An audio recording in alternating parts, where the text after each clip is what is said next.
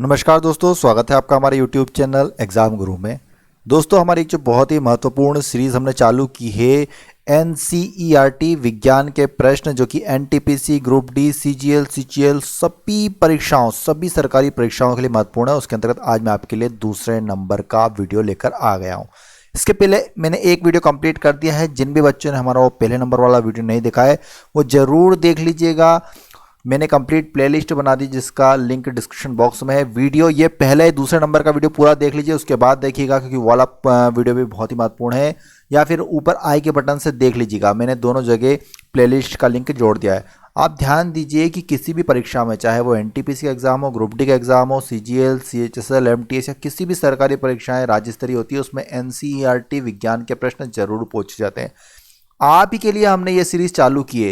ये सीरीज बहुत डिमांडिंग है, तो आज मैं आपके लिए दूसरे नंबर का वीडियो शुरू करता हूं। बिना टाइम वेस्ट किए हम वीडियो को शुरू करते हैं। वीडियो शुरू करने से पहले आपसे ये कहना चाहते हैं कि अगर आपको ये सीरीज पसंद है, कि हाँ आपको इस सीरीज से फायदा होगा NCERT के क्वेश्चन से, तो प्लीज़ इसको एक लाइक जरूर कीजिएगा और अपने दोस्तों के साथ ज़्यादा से ज़्यादा शेयर कीजिएगा। बस एक लाइक और शेयर ज़्यादा से ज़्यादा कीजिए, तो आपको ये सीरीज कंटिन्यू मिलती रहेगी। तो चलिए, आज का हमारा दूसरे नंबर का वीडियो NCERT विज्ञान के प्रश्न शुरू करते हैं। सबसे पहला प्रश्न देखिए स्क्रीन पर, कौन सा है? यदि किसी द्रव पर दाब बढ़ता है तो उसका क्वथनांक पर क्या प्रभाव पड़ेगा, बतलाएंगे। यदि किसी द्रव का दाब बढ़ता है तो उसके क्वथनांक पर क्या प्रभाव पड़ता है? Very good. तो इसका सही उत्तर दोस्तों ऑप्शन नंबर बी, बढ़ता है। देखिए मेरे साथ साथ कमेंट बॉक्स में आप भी आंसर दीजिए, ठीक है? सभी को देना है, पूरा पूरा लिखना है, ठीक है? ऑफलाइन वाले भी। तो क्या होता है? बढ़ता है। देखिए आप एक चीज ध्यान रखिए कि आपको पता है ना कि जिस टेम्परेचर पे, जिस तापमान पर कोई द्रव उबलने लगता है तो उसे क्या कहते हैं? Boiling point. मतलब क्या कहा जाता है? उसे क्वथनांक कहा जाता है। अगर आपसे पूछ ले कि इसका क्वथनांक क्या होता है, तो अपन क्या बोलते हैं कि यार पानी का क्वथनांक 100 डिग्री सेंटीग्रेड होता है। मतलब कि पानी 100 डिग्री सेंटीग्रेड पर उबलने लगता है, मतलब उसका क्वथनांक वो उसका बॉइलिंग पॉइंट हो जाएगा। या फिर यह भी कह सकते हैं कि जिस न्यूनतम ताप पर वाष्प दाब वायुमंडलीय दाब के बराबर होता है उसे भी बॉइलिंग पॉइंट कहते हैं, ठीक है? तो याद रखना, यदि किसी द्रव पर दाब बढ़ता है तो उसके क्वथनांक भी बढ़ जाता है। क्वथनांक की डेफिनेशन में आपको दे चुका हूं। क्या होता है क्वथनांक? किसे कहते हैं? बॉइलिंग पॉइंट को कहते हैं। और क्या होता है वो? कि जिस निश्चित ताप पर कोई पदार्थ, कोई द्रव उबलने लगता है उसे उसका क्वथनांक या फिर बॉइलिंग पॉइंट कहा जाता है। चलिए अगले प्रश्न की ओर चलते हैं। नेक्स्ट क्वेश्चन स्क्रीन पर देखिए, वात्या भट्टी का प्रयोग होता है, इनमें से किसके लिए होता है वात्या भट्टी का प्रयोग, बतलाएंगे? फटाफट कमेंट करें। देखिए आपको पूरा पूरा लिखना है कमेंट में। Very good. तो चलिए इसका सही उत्तर देख लेते हैं। Option number A is right answer. वात्या भट्टी का प्रयोग अपचयन में होता है। नोट करना सभी, वात्या भट्टी का प्रयोग अपचयन में होता है। अपचयन मतलब रिडक्शन, ठीक है? चलिए अगला प्रश्न देखिए स्क्रीन पर। नेक्स्ट क्वेश्चन है, नेत्र गोलक किस सेट द्वारा चलित होता है, बतलाएंगे? कितने सेट द्वारा चलित होता है नेत्र गोलक? देखिए जो नेत्र होते हैं ना, हमारे नेत्र के अंदर गोलक होता है, तो कितने सेट्स के द्वारा? 4 मांसपेशियों या फिर 6 मांसपेशियों या फिर 8 मांसपेशियों या फिर 10 मांसपेशियों, बतलाएंगे सभी बच्चे? चलिए तो याद रखिएगा ऑप्शन नंबर बी, 6 मांसपेशियों द्वारा चलित होता है नेत्र गोलक, ठीक है? कितने? 6 मांसपेशियों द्वारा, ठीक है? नोट कर लेना सभी, 6 को याद रखना, ठीक है? नेत्र गोलक के लिए। बहुत बढ़िया। अगला प्रश्न स्क्रीन पर देखिए, फेल्सपार अयस्क के, बतलाएंगे? फेल्सपार इनमें से किसका अयस्क है? इंपॉर्टेंट क्वेश्चन रहेगा आपके एग्जाम्स के लिए। देखते हैं कितने बच्चे आंसर देते हैं। बहुत बढ़िया। तो देखिए इसका सही उत्तर होगा ऑप्शन नंबर डी, इनमें से कोई नहीं। अब क्वेश्चन उठता है कि फेल्सपार फिर होता किसका अयस्क है? अगर मैग्नीशियम का नहीं होता है, कैल्शियम का नहीं होता है, तांबे का नहीं होता है, तो बेटा फेल्सपार होता है एल्यूमिनियम का अयस्क। किसका अयस्क होता है? एल्यूमिनियम का। नोट करना, एल्यूमिनियम का अयस्क होता है, ठीक है? इंपॉर्टेंट क्वेश्चन रहेगा आपके एग्जाम्स के लिए। अभी NCERT विज्ञान की सीरीज चल रही है, बहुत डिमांडिंग सीरीज। अगला प्रश्न देखिए, आवर्त सारणी में निम्नलिखित में से किसकी शून्य इलेक्ट्रॉन बंधुता या फिर एफिनिटी होती है, बतलाएंगे? आवर्त सारणी में निम्नलिखित में से किसकी शून्य इलेक्ट्रॉन बंधुता होती है? चलिए तो इसका सही उत्तर देख लेते हैं। Option number D is right answer. Radon किसकी होती है? नोट करना, रेडॉन की शून्य इलेक्ट्रॉन बंधुता होती है। लिख देना सभी कमेंट बॉक्स में एक बार वीडियो पॉज करके, रेडॉन। बहुत बढ़िया। चलिए अगला प्रश्न देखिए स्क्रीन पर, ऐसी वस्तु जिसकी पहचान मृदु एक्सरे द्वारा हो सकती है, बतलाएंगे? ऐसी वस्तु जिसकी पहचान मृदु एक्सरे द्वारा हो सकती है, तो इसका सही उत्तर होगा ऑप्शन नंबर डी, नकली सिक्कों को असली सिक्कों से। देखिए नकली सिक्कों को असली सिक्कों से की पहचान मृदु एक्सरे मतलब सॉफ्ट एक्सरे द्वारा की जाती है, ठीक है? एक्सरे का उपयोग आपको बता दूं कि कैंसर कोशिकाओं को समाप्त करने के लिए भी किया जाता है, ठीक है? बहुत ही महत्वपूर्ण है। और इसकी तरंग दैर्घ्य की अगर बात की जाए तो 10⁻⁻10 मीटर से लेकर 10⁻⁸ मीटर तक होती है। तो याद रखना, तरंग दैर्घ्य पूछ सकते हैं 10⁻⁻10 से लेकर 10⁻⁸ मीटर तक होती है। और इसका प्रयोग कोशिका, जो कैंसर की कोशिकाओं को समाप्त करने के लिए भी किया जाता है, एक्सरे। और इसमें क्या किस लिए प्रयोग होता है? नकली सिक्कों को असली सिक्कों से डिफ्रेंशिएट करने के लिए, ठीक है, पहचान करने के लिए, नकली और असली सिक्कों की पहचान करने के लिए। चलिए अगला प्रश्न की स्क्रीन पर, रॉकेट किस सिद्धांत पर कार्य करता है? बहुत ही महत्वपूर्ण प्रश्न है बच्चों, बतलाएंगे रॉकेट इनमें से किस सिद्धांत पर कार्य करता है। तो देखिए, रॉकेट करता है संवेग संरक्षण के सिद्धांत पर, मतलब ऑप्शन नंबर डी इस क्वेश्चन का सही उत्तर हो जाएगा। एक क्वेश्चन उठता है कि ऊर्जा संरक्षण क्या होता है? आपने पढ़ा होगा, तो मैं आपको एक डेफिनेशन बता देता हूं कि ऊर्जा को न तो उत्पन्न किया जा सकता है और न ही नष्ट किया जा सकता है, बल्कि उसे एक रूप से दूसरे रूप में परिवर्तित किया जा सकता है। उसे ऊर्जा संरक्षण का नियम, मतलब law of conservation of energy कहा जाता है, ठीक है। तो याद रहेगा, रॉकेट किस सिद्धांत पर कार्य करता है? संवेग संरक्षण के। और मैंने आपको एक डेफिनेशन बता दी है ऊर्जा संरक्षण की, जिसके अंतर्गत इसको ऊर्जा को न तो नष्ट करते हैं न ही उत्पन्न करते हैं, सिर्फ एक रूप से दूसरे रूप में परिवर्तन किया जाता है। बहुत बढ़िया। अगला प्रश्न देखिए स्क्रीन पर, 3 प्राथमिक कलर कौन से हैं? वर्ण मतलब कलर बतलाएंगे। 3 प्राइमरी कलर्स कौन से हैं? इंपॉर्टेंट क्वेश्चन रहेगा आपके एग्जाम्स के लिए, सबको पता होगा। चलिए तो इसका सही तो देख लेते हैं। Option number A is right answer. नीला, हरा व लाल, ये तीनों ही प्राइमरी कलर्स की श्रेणी में आते हैं। चलिए नेक्स्ट क्वेश्चन देखिए स्क्रीन पर, ग्लूकोज में जल तथा CO2 के पूर्ण अपघटन में ATP अणु उत्पन्न होते हैं, बतलाएंगे कितने ATP अणु उत्पन्न होते हैं ग्लूकोज में जल तथा CO2 के पूर्ण अपघटन में? चलिए तो इसका सही तो देख लेते हैं। Option number D is right answer, 38 ATP अणु। नोट कर लेना सभी बच्चे, कमेंट पर लिख देना कितने अणु उत्पन्न होते हैं। 38 ATP अणु उत्पन्न होते हैं।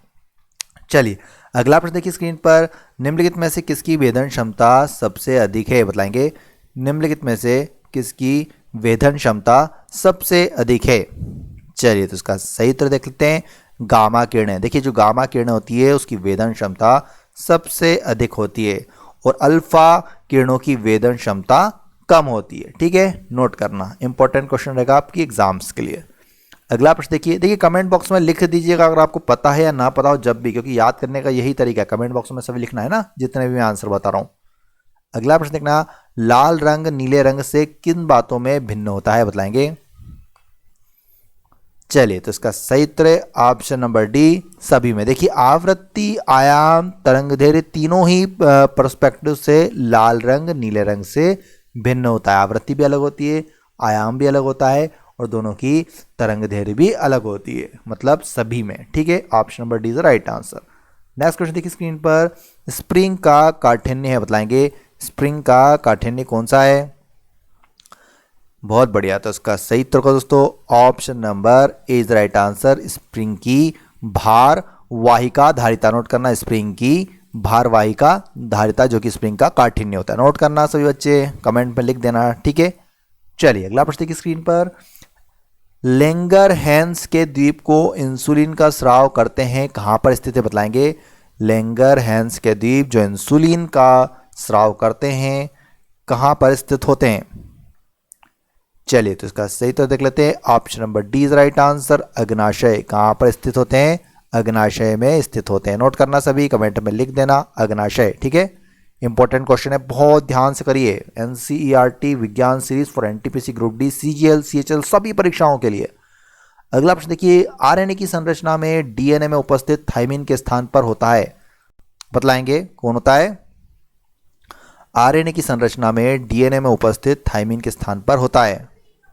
तो इसका सही उत्तर है ऑप्शन नंबर डी, यूरेसिल होता है। कौन होता है?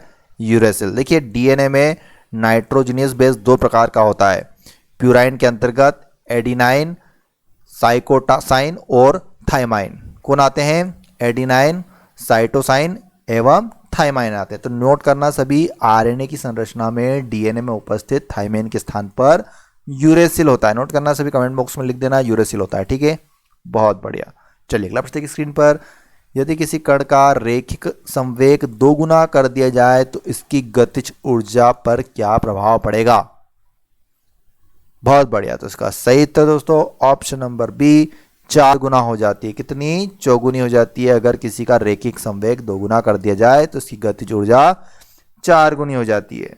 बहुत बढ़िया। चलिए अगले प्रश्न की ओर चलते हैं। नेक्स्ट क्वेश्चन देखिए, निम्नलिखित में से कौन सा विटामिन जल में विलय होता है? बताएंगे निम्नलिखित में से कौन सा विटामिन जल में विलय होता है?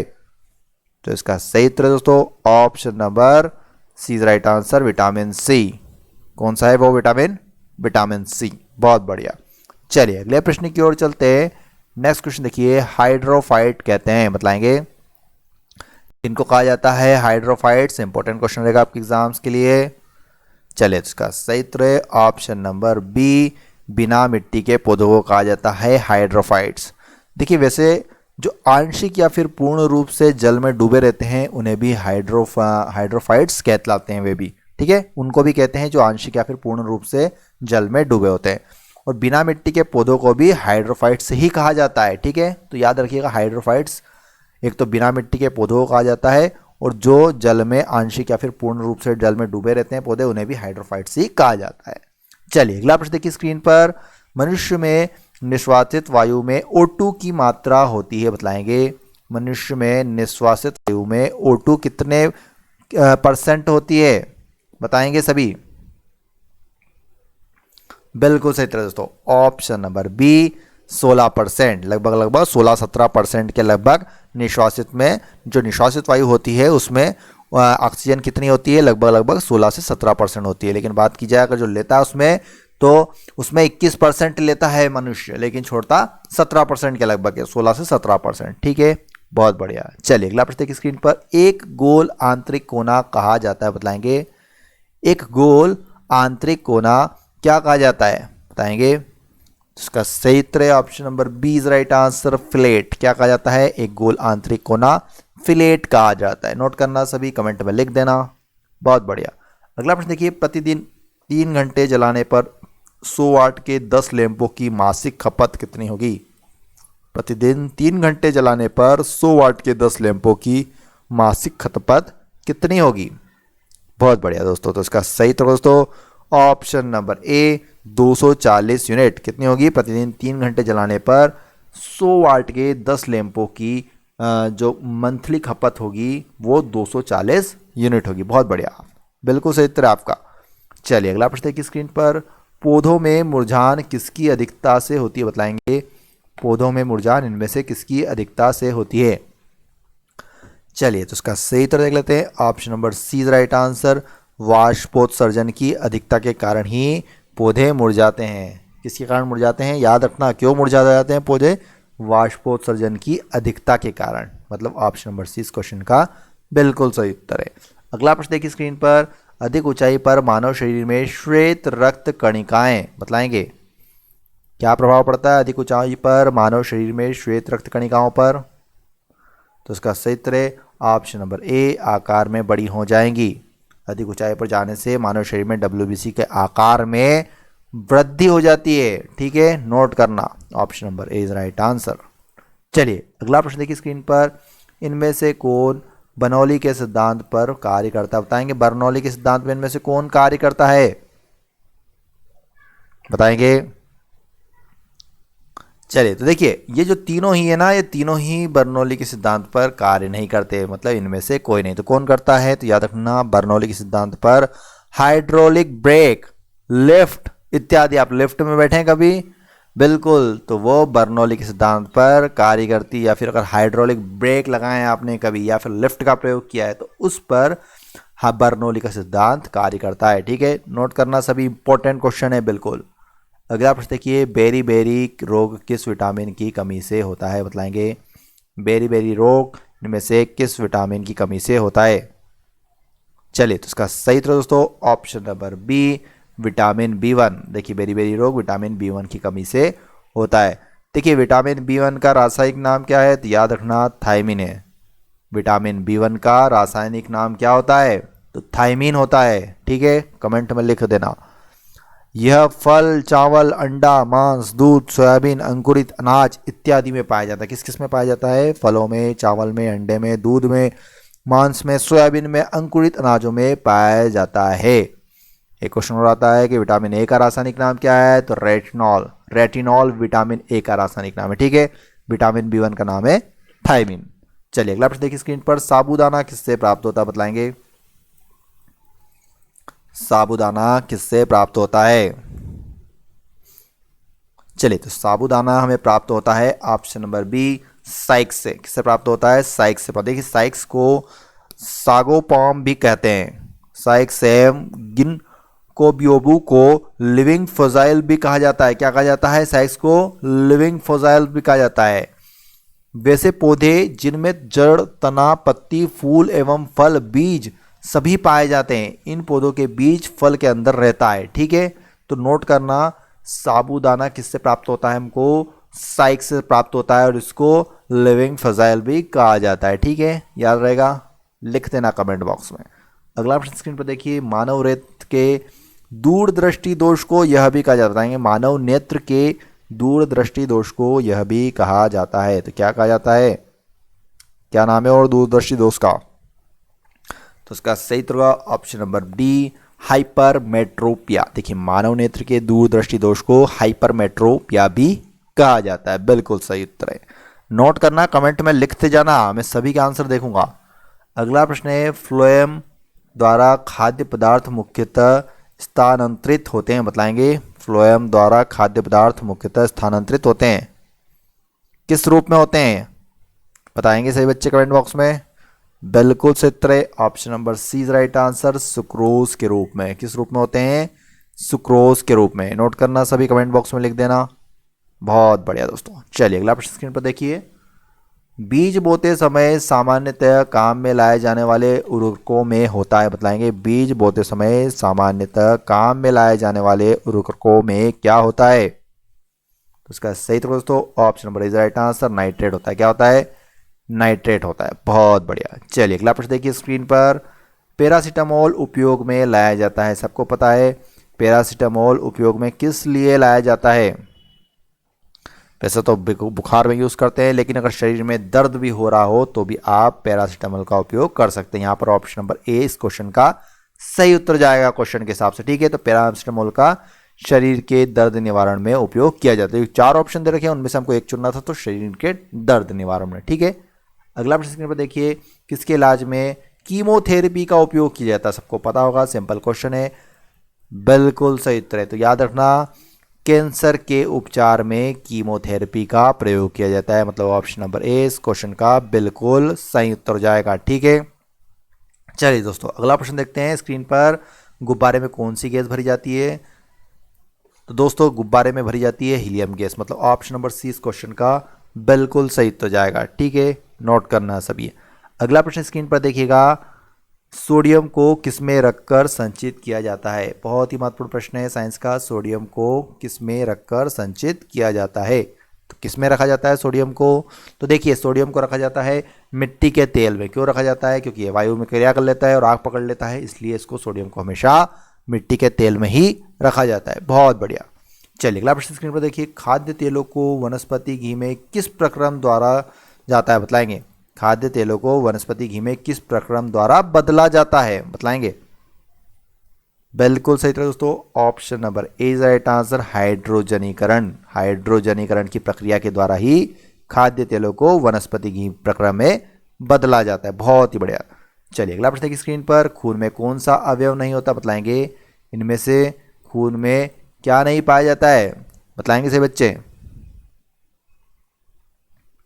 चलिए तो इसका क्षेत्र दोस्तों ऑप्शन नंबर सी, प्लासेंटा। देखिए प्लासेंटा खून का अवयव नहीं है, जबकि आरबीसी, डब्ल्यूबीसी और प्लाज्मा ये तीनों ही खून के अवयव होते हैं, ठीक है।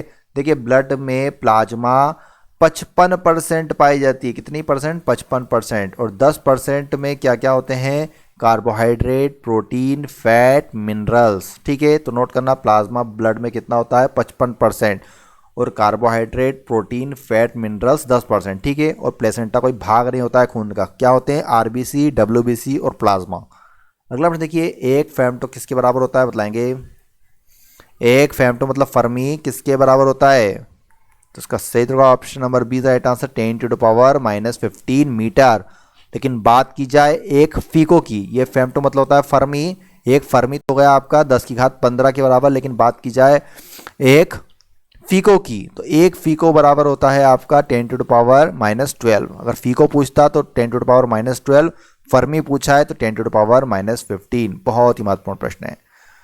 तो दोस्तों आज का हमारा ये एनसीईआरटी का वीडियो समाप्त हो गया है। वीडियो पसंद आया तो प्लीज़ जाने से पहले अगर आप चाहते हैं ज़्यादा से ज़्यादा वीडियो आए तो एक लाइक करने के साथ साथ ज़्यादा से ज़्यादा इस वीडियो को अपने सभी व्हाट्सएप, फेसबुक, टेलीग्राम ग्रुप पे शेयर कीजिए। जितने ज़्यादा शेयर होंगे उतने ही जल्दी हम इस वीडियो का थर्ड पार्ट भी आपके सामने लेकर आएंगे। ये सीरीज़ बहुत ही महत्वपूर्ण सीरीज़ है, बहुत डिमांडिंग सीरीज़ है। सभी बच्चों ने बोला था कि एनसीईआरटी विज्ञान के क्वेश्चन की एक सीरीज़ भी चलाइए। NTPC, group D, CGL, CHSL, MTS, सभी सरकारी परीक्षाओं के लिए अगर आज जिस तरह की भी कर रहे हैं तो उसके लिए भी महत्वपूर्ण है। वीडियो देखने के लिए बहुत बहुत धन्यवाद। आपसे यही कहना चाहते हैं कि लाइक और शेयर जरूर कीजिएगा और नए बच्चे सब्सक्राइब करके बेल आइकॉन जरूर दबा लें, जिससे कि आपको लेटेस्ट वीडियो के अपडेट मिलते रहे। धन्यवाद। जय हिंद, जय भारत।